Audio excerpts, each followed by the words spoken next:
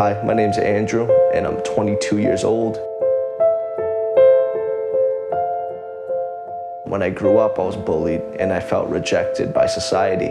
So this led me to hold on to my anger, bitterness, and resentment, and to not release it to anybody. I never talked about it. I felt very much alone. I went to college, and I took classes at Cape Cod Community College, and while I was doing this, I was using drugs, drinking alcohol, and smoking marijuana. I was just using constantly because of the pain from my past. Because I was holding this in, eventually I would take my anger out on my family, and I would have a fight with my brother, and because of that fight with my brother, I got kicked out of my home. I felt very much alone, and that was my lowest point in my life.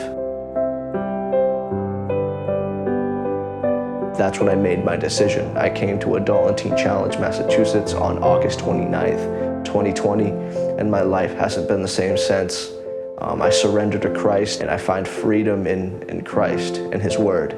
And I stand on His truth today, that I am who He says I am, and that truth has set me free today.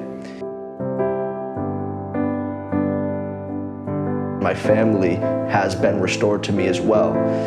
That bridge that I burned in my life has been given back to me because of God's goodness. I didn't even ask God for that. He chose to give it back to me. What Adult and Teen Challenge Massachusetts has taught me is that once I seek first His kingdom and His righteousness, all these things shall be added on.